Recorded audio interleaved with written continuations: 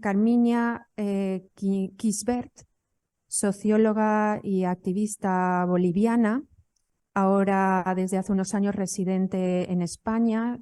Ella nos está hablando desde Gijón, ¿verdad, Carmiña? Sí, hola, ¿sí me escuchan? Sí, te escuchamos, Carmiña.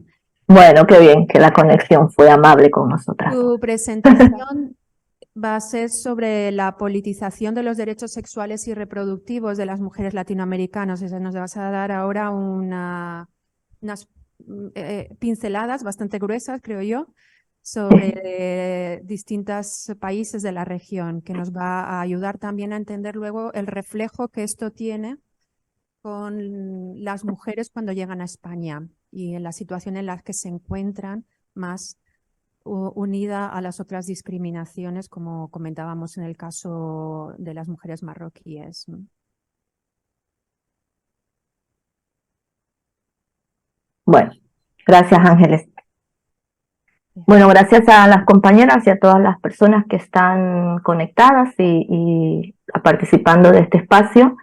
Para mí es una oportunidad poder hablarles de la politización de los derechos sexuales y reproductivos en América Latina para poder poner en valor el significado de la acción, de la acción transnacional del movimiento feminista a lo largo de la historia, porque eso nos va a permitir enlazar permanentemente la lucha en contextos situados, con conocimientos parciales, porque evidentemente las regiones tenemos unas diferencias, los sitios de un lugar a otro se mueven de distintas maneras, pero siempre hay aspectos que terminan colocándonos en un bloque que nos han permitido ejercer una incidencia política a lo largo de la historia, que le hemos venido aprendiendo y desarrollando y resignificando constantemente. Y de eso es lo que voy a intentar hacer un resumen. ¿Seguimos? Sí, a continuación. Sí, continúa. ¿Le das a continuar a la pantalla para poder ver las imágenes? Sí, yo en el estudio, que es un poco de donde es lo que les quiero presentar, enmarqué el análisis de la acción feminista transnacional latinoamericana en relación a las cuestiones de salud y le intenté explicar en relación a ese continuo histórico, ¿no? Y me ayudó mucho a ver esta imagen del relevo, de la posta, de la carrera, del permanente trabajo de acción y de movimiento en el que estamos las mujeres y que no se corta en ningún momento, que pasamos la posta de generación en generación. Las luchas van cambiando de sentido, van cambiando de nombre, se van enunciando de diferentes maneras, pero siguen presentes. El diagnóstico que nos ha hecho Latifa desde Marruecos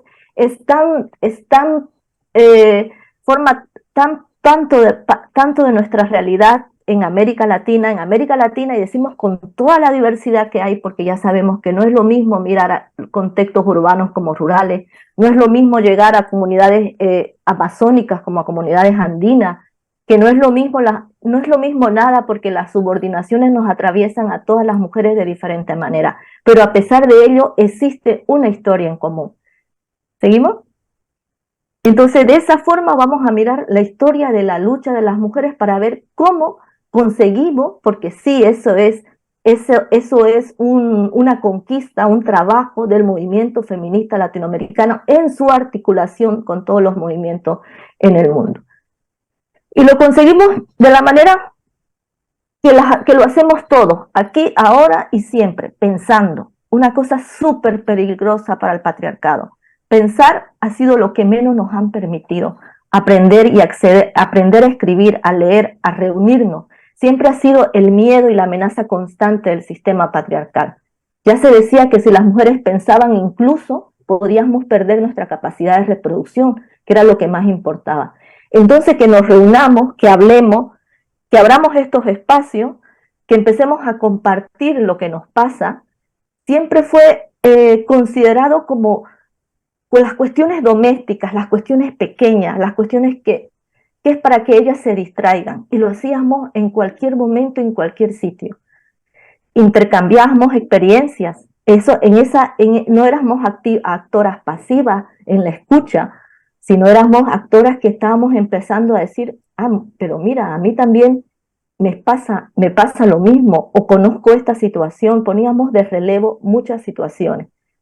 Y de esa manera construíamos conocimiento. Ese pensar colectivo nos ayudó a construir pensamiento y nos permitió colocar sobre la mesa que lo que se hacía en esos espacios no formales, porque las mujeres no teníamos capacidad, posibilidades de ir a la escuela en los años 70, 80, eso fue una conquista continua, lo hacíamos donde podíamos. Cuando compartíamos lo que nos pasaba, estábamos desde la academia, se podría decir que estábamos construyendo evidencias empíricas, estábamos reflexionando sobre significados. No solo era un ida y vuelta sobre lo que nos pasaba, sino estábamos haciendo ciencia, pero ciencia desde el sitio desde nos encontrábamos. Ya estábamos cuestionando el enfoque decolonial que ahora ya le ponemos nombre. No lo sabíamos en ese momento, seguramente se enunciaba de otra forma, pero lo estábamos haciendo. Y al intercambiar las experiencias y hacer el recorrido en la construcción del conocimiento, nuestras historias dejaron de ser cuestiones personales, cuestiones íntimas, cuestiones de las cuales no había que hablar. Eran experiencias que terminaron siendo políticas, como ya sabemos, lo menciona en su libro Kate Milley con la política sexual. No eran personales porque estaban totalmente condicionadas.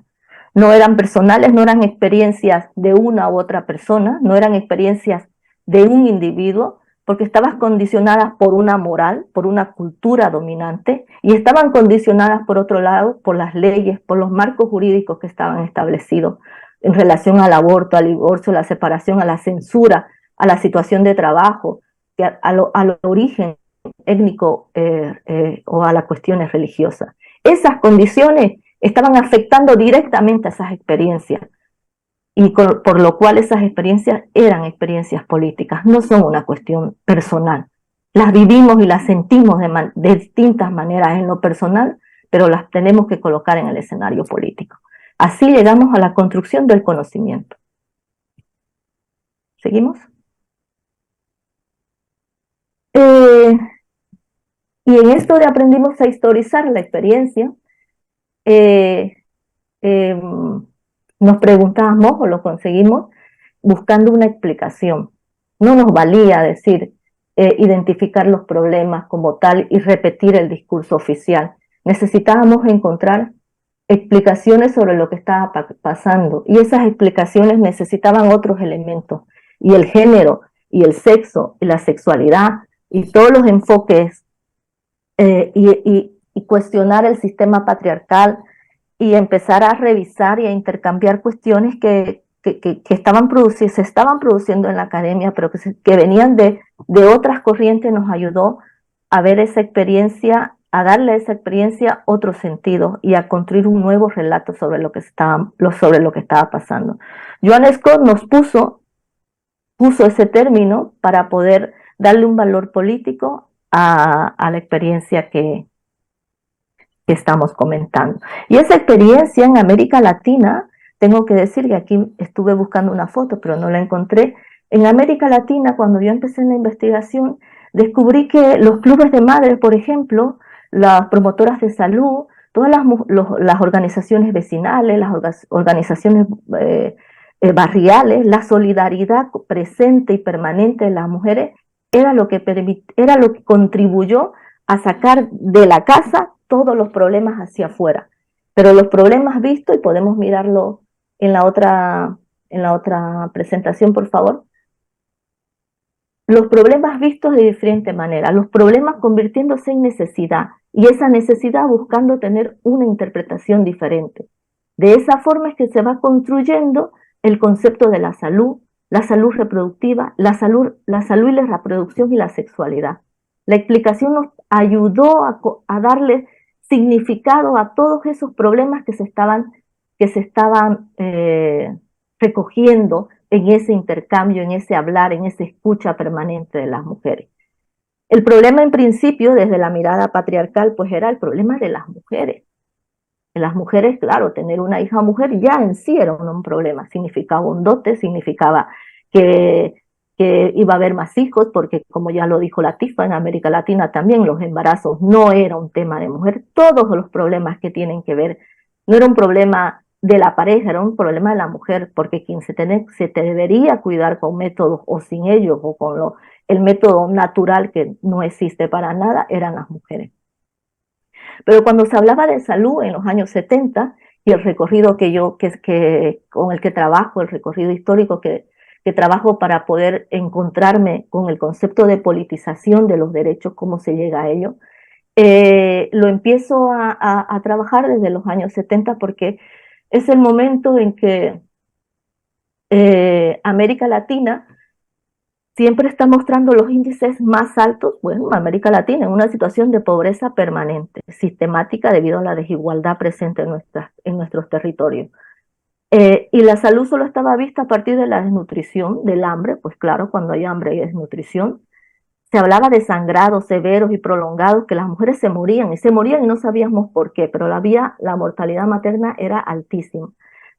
Se llegaba a los cánceres de útero, cáncer de ovario, no sabíamos qué era, pero solamente había una mirada médica sobre el asunto, una mirada médica, una mirada sobre la salud a la cual las mujeres no accedían, porque el estado de bienestar en América Latina sigue estando ausente, mucho más en esos años.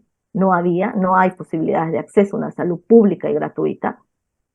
Y la mortalidad materna siempre estaba relacionada al hijo, ¿no? La madre siempre vista en relación a su capacidad reproductiva y por lo tanto su valor tenía que ver con el número de hijos que tenía. Y ahí encontraba a mujeres jóvenes, muy jóvenes en esa época, que llegamos a unos índices de natalidad de 8, 10, 12 hijos, y todas en algún momento habían tenido 8 o 12 o lo que sea de hijos, muy jóvenes, muy seguidos, embarazos demasiado frecuentes, eh, y todas habían muertos y vivos. Si tú hablabas con alguien, había tenido 8 vivos y 2 muertos, de los que se había enterado, porque los abortos eran espontáneos, eran provocados, estaban ahí, porque evidentemente no había una atención a la salud.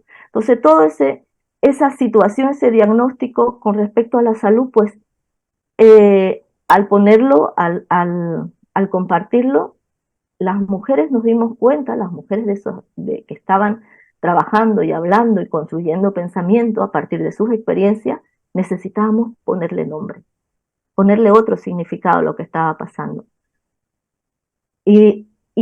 Seguimos, y ahí el panorama, el contexto en el cual se estaba desarrollando y estábamos visibilizando esas situaciones, como por ejemplo la violencia. Las mujeres también morían en los periodos de embarazo, pero morían también por situaciones de violencia machista, que obviamente ahí no se hablaba de violencia machista. Empezamos a hablar de violencia doméstica, violencia intrafamiliar, violencia de género, violencia machista ahora, ¿no? Pero hablarlo de distinta manera fue todo un reto. Esa situación, ese diagnóstico de nuestros países de embarazos no deseados en mujeres muy jóvenes, esa situación alta de mortalidad, se estaba desarrollando en un contexto entre los 70, 80, 90, oportuno y propicio para la incidencia política, ¿no? Los derechos humanos son un concepto del siglo XX, ¿no? La CEDAW y todo empezó en el 81, ¿no? Y en América Latina estábamos avanzando, terminando de alguna manera mucho más en el cono sur los periodos dictatoriales que nos acompañaron hasta principios de los años 80, finales de los 70, ¿no? En Centroamérica los conflictos continuaron. En 1996, por ejemplo, en Guatemala recién se firmó el acuerdo de paz, pero toda esa recuperación de la democracia que inicia en los años 80 en América Latina dio lugar a una reorganización del tejido social, a una emergencia de nuevos actores políticos y a una posibilidad de reivindicar los derechos en otros espacios, porque lo que se estaba haciendo es disputar el rol del Estado. Y pongo Estado en minúscula porque el Estado siempre ha estado en continua construcción. no es algo dado, no está ausente. Aunque todas las mujeres, los hombres en las comunidades y en los sitios más alejados hemos sentido, y con menos posibilidades, hemos sentido siempre alejado esa figura de nuestra vida cotidiana, no lo es. Es determinante para definir las experiencias justamente que tenemos y la vida que deseamos tener. ¿Seguimos en la otra?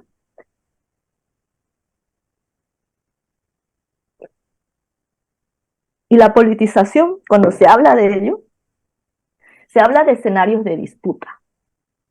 En esos contextos, 70, 80, 90 y en los actuales, la práctica y el ejercicio, el marco de referencia es el mismo. Siempre hay un escenario de disputa, porque en el tiempo van a haber actores políticos, reivindicaciones y estrategias de acción. Estrategias de acción en esos tres elementos van a haber en paralelo, de manera continua, se van a presentar diferentes actores. En este escenario, en los 70-80, ya les hablé, los clubes de madres, las asociaciones vecinales, los sindicatos, los partidos políticos empiezan a poder mostrarse porque vienen de un exilio. Las instituciones religiosas, que como tal siempre han tenido un poder preponderante en nuestros países, y surgen con mayor fuerza las organizaciones no gubernamentales, las ONG. ¿Por qué surgen más? ¿Por qué surgen tanto en América Latina? ¿Por qué están presentes? Porque de alguna manera están cubriendo el rol que le compete al Estado. En un inicio con un rol un tanto paternalista, pero más adelante, en la medida que se va reconstruyendo el pensamiento y se van definiendo otras líneas de intereses, pues las organizaciones feministas, en un principio no llamadas feministas, las organizaciones de mujeres, pues se posicionan con fuerza en el terreno para disputar una nueva interpretación sobre la salud. Y esa nueva interpretación sobre la salud es lo que va a construir el significado de lo que hoy llamamos derechos sexuales y reproductivos. Porque los derechos sexuales y reproductivos se trabajan, se resignifican, con una mirada no hubiera sido posible si al mismo tiempo no se hubieran desarrollado la metodología, la estrategia, el pensamiento, la construcción alrededor del enfoque de género y del enfoque basado en derechos humanos.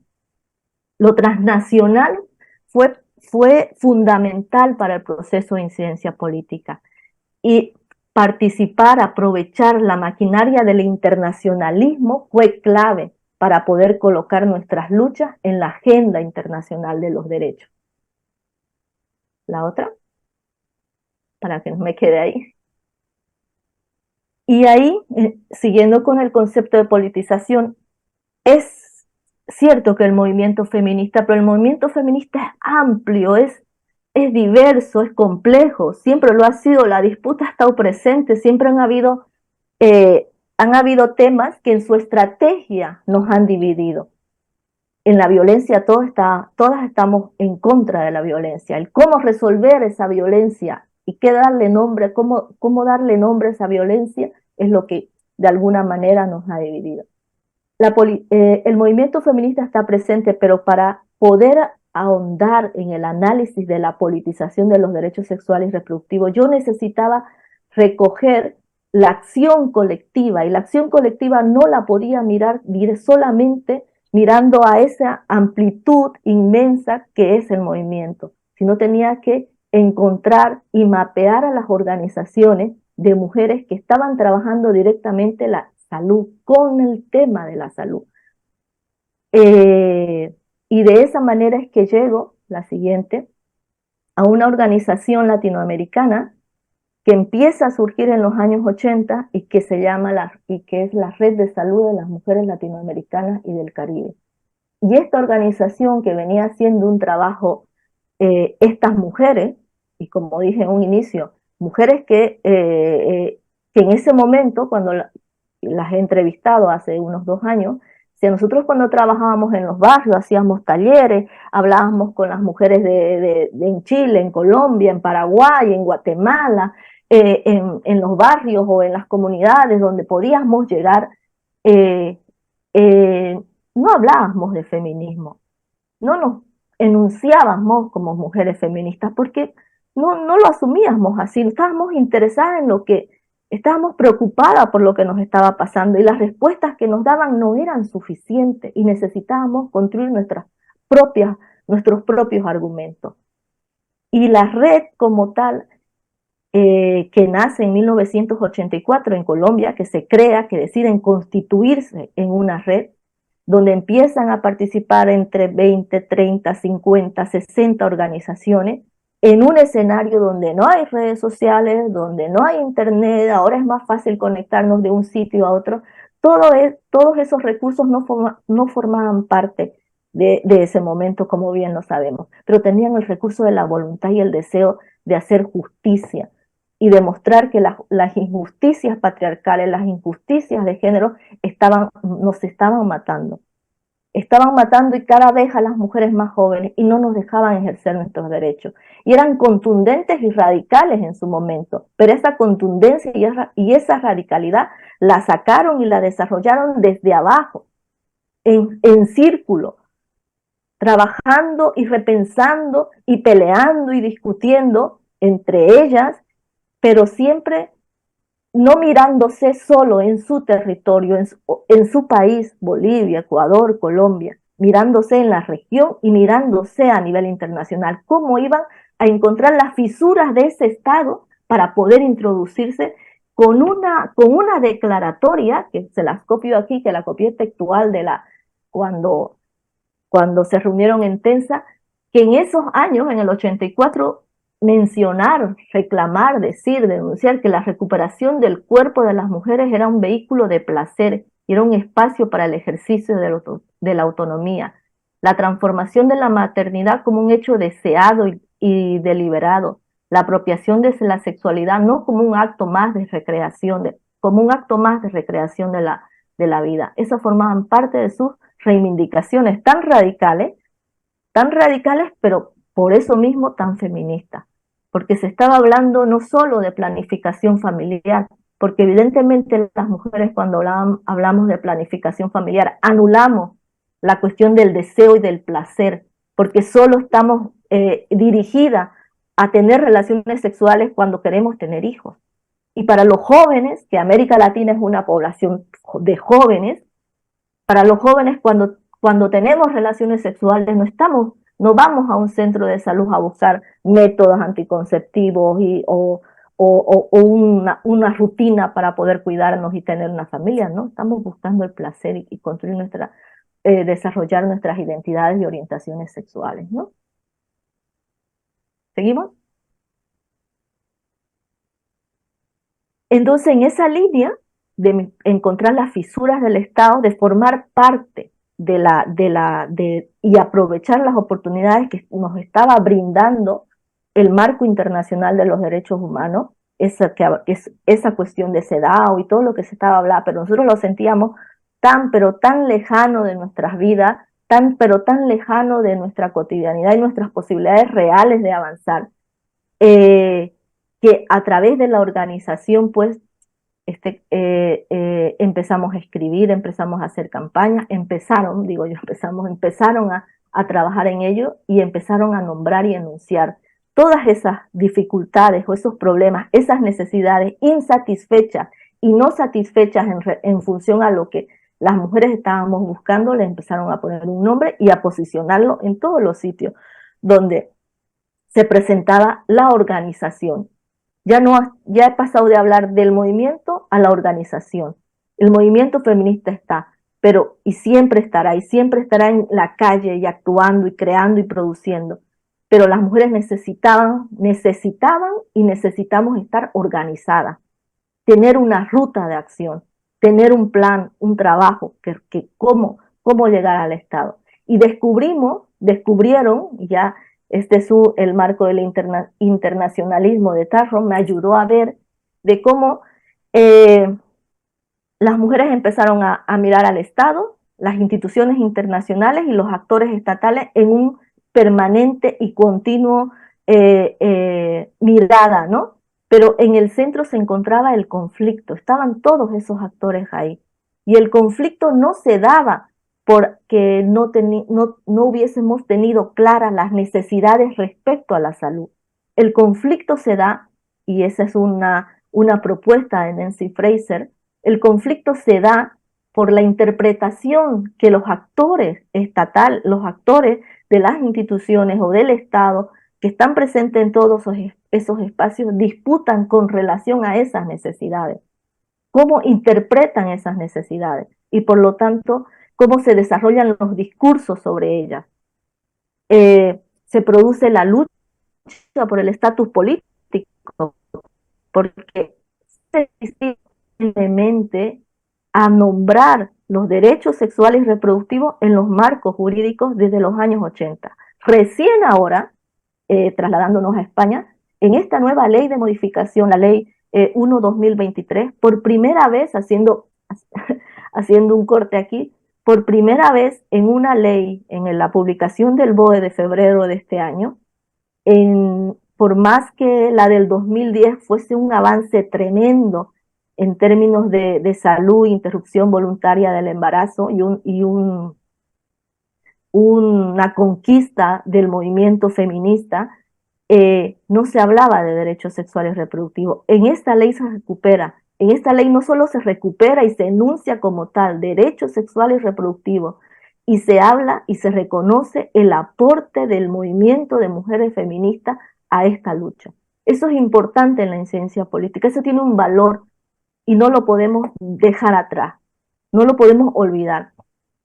Nombrarlo forma parte del estatus político que le damos a uno o a otro término. Entonces el debate está no en que la salud, el debate está en la interpretación, ¿qué interpretamos por salud? ¿Qué tan acotado y qué tan amplio es ese concepto? Nosotros lo ampliamos lo más que pudimos, lo ampliamos pero le pusimos unas gafas enormes con respecto al sexo, a la sexualidad, al género. Mostramos que el sexo y la sexualidad son dos corrientes que están ahí, dos campos, forman dos elementos dentro de un mismo campo, que hay que mirarlos juntos, pero para tener un análisis más complejo y completo, también hay que separarlo. No puede. Así como separamos la madre del hijo, porque no solamente es madre e hijo, la sexualidad y la reproducción son elementos del mismo registro, pero también hay que separarlos para poder ampliar nuestra mirada y poder cubrir y satisfacer las necesidades de la manera que las mujeres los estábamos exigiendo. Seguimos a la siguiente. Y ahí las campañas empezaron a ponerse en marcha en todos esos escenarios, a nivel de país, a nivel de región y a nivel internacional. Campañas que tienen que ver el aborto, el centro, como ya también Latifa lo mencionaba. Con respecto a la violencia, pues claro, políticamente correcto, no estamos, nadie se asume a favor de la violencia, ¿no? Estamos a favor de que las mujeres, nadie tiene el derecho de violentar a las mujeres, el tema es por qué pasa eso, ahí está la discusión, ¿no? Pero con el aborto no. Con el aborto las campañas siempre han sido muy agresivas y peligrosas, las campañas en esos años muy fuertes, liderizadas por las instituciones religiosas, que nos generaban culpa, que nos generaban miedo, que nos asumían a nosotros como las únicas responsables, y que cada vez que hablábamos de tener derecho a la autodeterminación sobre nuestros cuerpos, cada vez que se mencionaba violencia sexual, abusos y se denunciaba estas situaciones, pues el discurso era y es que lo era y lo sigue siendo y sigue presente con otros de otras maneras, pero sigue siendo que estamos a favor de eliminar la familia tradicional. Pero ¿qué es la familia tradicional? ¿No? Seguimos. Cuando yo les hablo de aprovechar el marco del internacionalismo, la relación, el círculo del Estado, los actores estatales y el marco internacional, me refiero de alguna manera a todo lo que se consiguió en los espacios de encuentro de las mujeres, donde la red de salud en este caso, como otras actoras, otras organizaciones, que quiero separar el movimiento y la organización para darle un valor, ¿no? Las organizaciones estuvieron presentes y lo movilizaron, lo construyeron, todos los encuentros feministas en América Latina. Desde el 81, que fue el primer encuentro feminista, hasta los que ahora se dan, pero yo como he trabajado más o menos hasta el 2000, y en todos estos espacios paralelamente se estaban haciendo encuentros internacionales. No era mi país, no era la región, era internacional, porque también estábamos hablando de salud en Alemania, en Filipinas, en Uganda, en Brasil, donde se desarrollaron los primeros encuentros internacionales sobre mujer y salud. Todos esos impulsados por actoras, por sociedad civil, por actoras organizadas, por movimiento feminista que estaba presente discutiendo y reflexionando con nuevos significados, con nuevos conceptos y nuevos aportes a ellos. Y al mismo tiempo Naciones Unidas había abierto un paraguas inmenso, no abierto porque sí, sino porque estaba empujado, las mujeres estábamos empujando a que esto suceda. Y desde el 75 hasta el 95, pues estaban cada 5 años pues desarrollándose las conferencias. Y en cada una de esas conferencias la incidencia que se hacía para poder acordar un lenguaje, para poder enunciar de una u otra manera los temas que nos competen a las mujeres, era una lucha tremenda, porque el Vaticano en estos espacios se convertía en un Estado, siendo que el Vaticano no es un Estado, pero aquí la fuerza del Vaticano era tremendamente mayor. La Conferencia Internacional de Población y Desarrollo, la del 94, es clave, es un hito importante en la enunciación de los derechos sexuales y reproductivos, porque si bien se habla de la sexualidad, del derecho al placer, del goce y todo eso, pero no se logra, es tan fuerte la disputa en esos marcos, en esos lobbies de la coma, del acento, de la palabra que que se va a intentar colocar ahí, que solo se colocan derechos reproductivos, no se coloca aún derechos sexuales.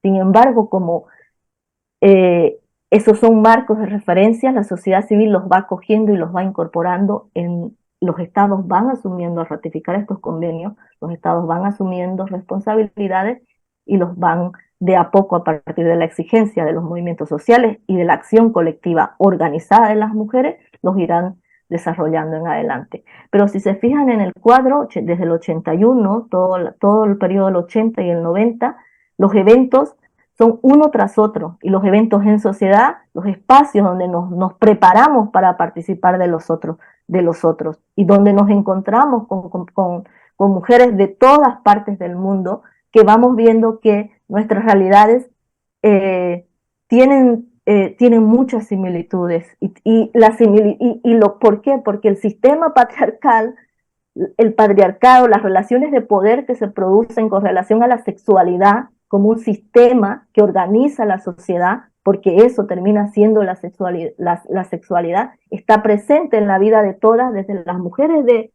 Filipinas, Holanda, cualquier mujer del mundo, aunque lo viva de otra o distinta manera, porque las subordinaciones nos tocan en función de las condiciones en que cada mujer se encuentra, está presente, ¿no? Carmiña, disculpa, a ver si en Sí. 5 minutitos podrías Pues cerrar. vamos avanzando, si me lo pasas. Y te digo yo pasa, porque prefiero llegar a las conclusiones. Aquí. Esta acción de incidencia política del movimiento feminista latinoamericano y las organizaciones feministas, llamadas ya feministas en sus propios procesos de aprendizaje, lograron pasar de la opinión pública, porque una cosa es que lo hablemos, que se hable en los espacios sociales, en los sitios donde nos encontramos, pero otra cosa es que estas cuestiones de necesidades y satisfacción e interpretación se conviertan en debate político. Y nuestra vida cotidiana, estos temas llamados domésticos, que fue como nos fueron empujando a los márgenes de lo que realmente era importante, se convirtió en político, porque formó parte de las agendas de los gobiernos nacionales, de las comunidades autónomas, de las provincias, se incorporaron en las estrategias y programas en la academia, en las líneas de investigación, en los programas de las instituciones públicas. Y eso tiene un valor que debemos resaltar. Seguimos para poder llegar a las conclusiones. Sí. Conclusiones. Vamos a las conclusiones. En las conclusiones del trabajo, pues, lo que planteo es que el feminismo latinoamericano produjo transformaciones notables. No es lo mismo los años 70 que los 90, que los 80, ni que los 90, ni que los actuales. Notables en la política, en la manera en que se aprenden a disputar las interpretaciones sobre la sexualidad, el género, las identidades y los derechos humanos.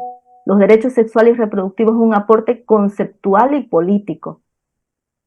Surge a finales del siglo XX, se construye en el proceso de historización de la experiencia y se va transformando en acción política. Es decir, es un marco de significado propio que se define como derechos sexuales y reproductivos. Tiene un impacto a nivel mundial en las agendas de las organizaciones de la sociedad civil, la academia, los estados y la comunidad internacional. Los derechos sexuales y reproductivos es un concepto en permanente disputa. En disputa en escenarios diferentes, porque las interpretaciones que surgen alrededor de estos derechos están determinantes en la organización de la vida, de la política sexual, de la economía, que su reciente politización no hará otra cosa más que abonar un nuevo terreno para complejizar aún más la lucha. Y lo estamos observando y lo seguiremos viviendo, con nuevos actores, nuevos escenarios y nuevas estrategias. El ejercicio de estos derechos están permanentemente cuestionados. Siempre hay obstáculos, relatos que no permiten que las mujeres los ejerzan y que gocen plenamente de estos derechos. Porque el acceso, que en un inicio hablábamos tanto, acceso a métodos, acceso a educación, no se trata solamente de acceso, se trata de la posibilidad realmente que tienen las mujeres de decidir de usar o no usar un método anticonceptivo. Tener presente que cuando se atacan los derechos sexuales y reproductivos, se atacan los derechos humanos. Y de esa manera la democracia, la ciudadanía plena y libre de las mujeres. ¿Y cómo se ve esto? ¿Cómo se logra? De esa manera se está deslegitimando las instituciones del Estado y la comunidad internacional. Ahora, el negar que la violencia no tiene género, el negar el lenguaje no sexista, el negar todas estas cuestiones, deslegitimar toda la acción política de las mujeres, ridiculizar las acciones del movimiento feminista, perseguir a las defensoras de derechos humanos. La cultura termina siendo una carga para las mujeres. Las mujeres migramos, las mujeres salimos con todo un bagaje, con toda una historia, con lo único que tenemos cuando salimos de nuestros países, seguro que tenemos, es nuestro cuerpo. Pero realmente podemos decidir sobre ello. En el último informe del 2001 del Fondo de Naciones Unidas, del UNFPA, mencionaba que solo el 55% a nivel mundial, porque era el informe mundial 2021, de niñas y mujeres, se podría decir, porque ¿qué es decidir? Pues se podría decir que tenían derecho, que podían ejercer su derecho a decidir sobre su cuerpo. ¿Cuáles eran los indicadores? Podríamos cuestionarlo.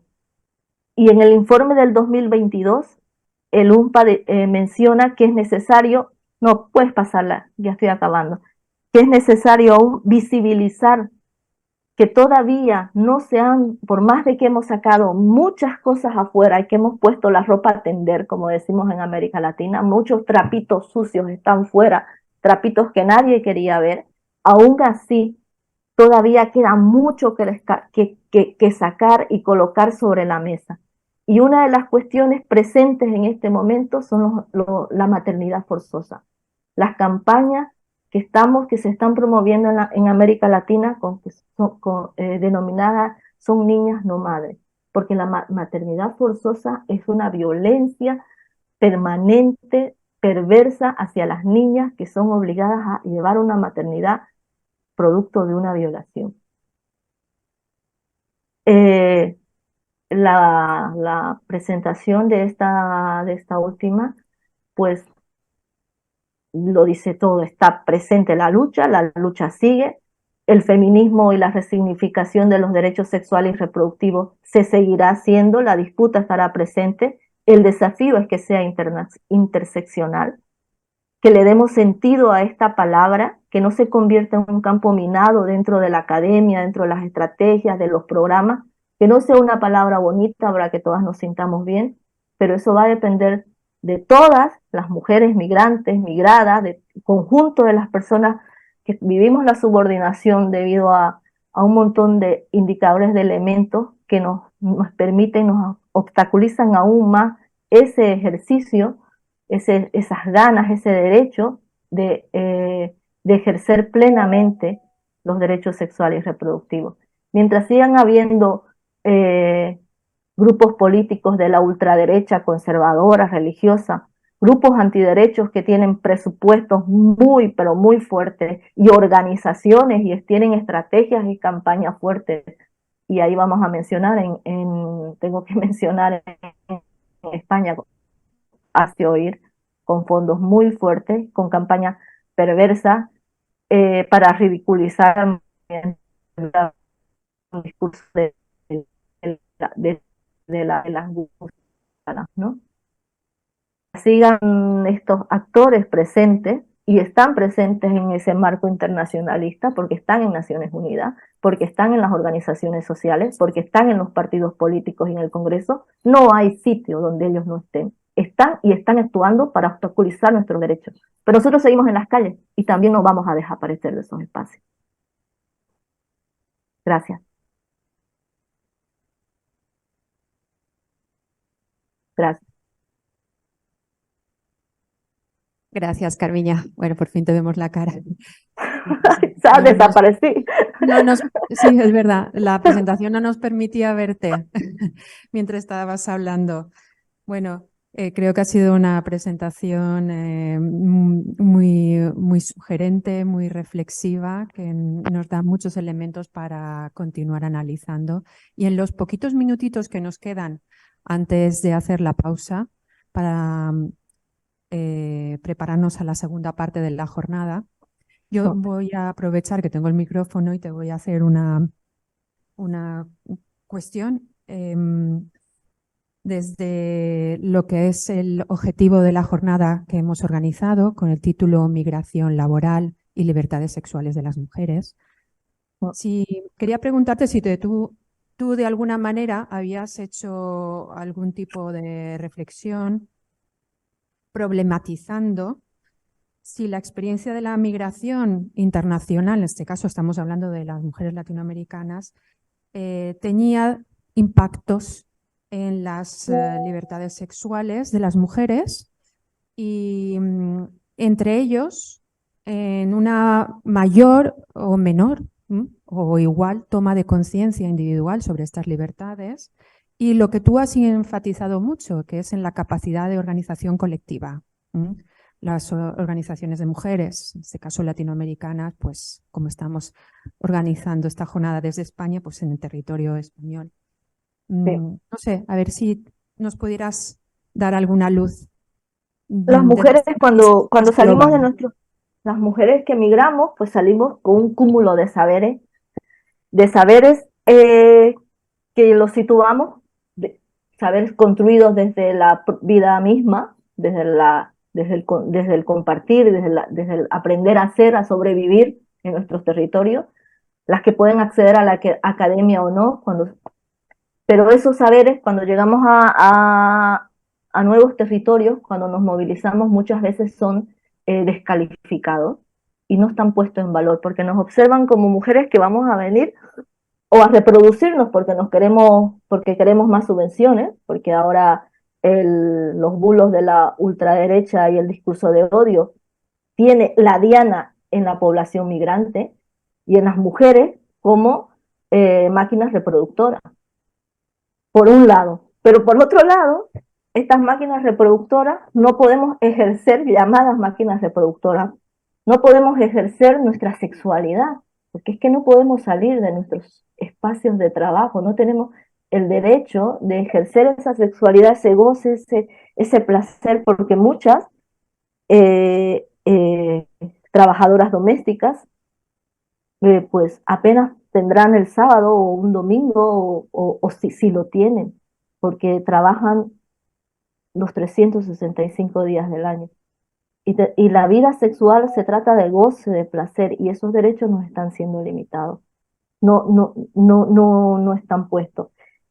Pero como venimos con tantos saberes, que era lo que por donde empecé, las mujeres cuando llegamos nos empezamos a buscar, nos gusta sentirnos, nos gusta sentir, acogernos.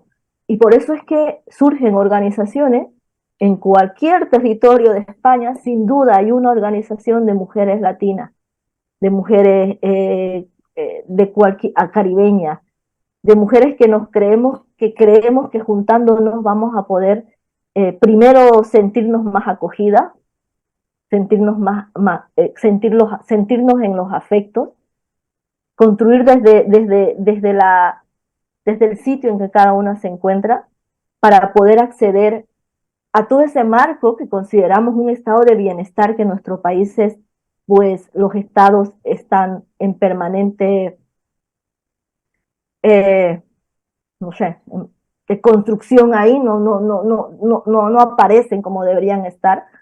Y aquí nos damos cuenta que existe ese estado de bienestar, pero aún habiendo esos marcos jurídicos de bienestar, de una salud pública, ¿no? De que las mujeres no nos vamos, que si podemos llegar a ello, no vamos a morir por un aborto mal practicado como en nuestros países.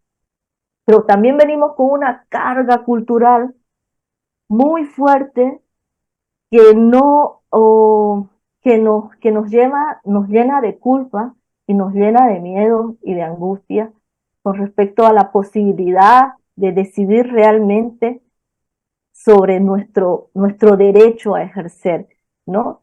Eh, y eso pues es un aprendizaje permanente, una reflexión continua y que la hacemos entre nosotras y que tenemos la suerte, las ganas, las voluntades de acompañarnos, de ejercer acompañamiento permanente, de escucha, de sororidad entre nosotras. Entonces me parece que eso es una cuestión que debemos ponerla en valor permanente antes de pensar en las disputas y en los mal, en la competencia y en las peleas que puedan existir entre las mujeres, que porque es lo primero que se mira para dividirnos, tenemos que por sobre todo las mujeres somos porque lo hacemos y ejercemos sororidad entre nosotras y nos organizamos y hablamos y exigimos, porque en el momento en que exigimos hay una posibilidad, existe una posibilidad de que haya una respuesta. Y si la hacemos en conjunto, seguramente las ventanas serán más, la puerta será más fácil de abrir esa puerta que si la hacemos de forma individual. Eso creo que forma parte del aprendizaje de las mujeres cuando migramos y de la fuerza que nos da de seguir hablando y formar parte de estos espacios. Muy bien. No quiero dejar pasar la oportunidad. Tenemos aquí ya un auditorio. Si alguien quiere hacer algún comentario breve, alguna pregunta. Si no, pues vamos a dar por cerrada esta primera parte, volviendo a agradecer y vamos a dar un aplauso a nuestras dos conferencistas de la mañana, Latifa Lamarty y Carmiña Kisbert. Muchas gracias, encantadas para nosotros, organizaciones tan pequeñitas aquí en un rinconcito de España desde Huelva, tener la suerte, la oportunidad de escucharos a las dos con esos discursos tan potentes y tan bien elaborados. Y es una suerte, es un goce y esperamos poder continuar colaborando en esa sororidad, en esas redes transnacionales que son tan importantes que fortalezcamos y seguir trabajando en estos temas, apoyándonos.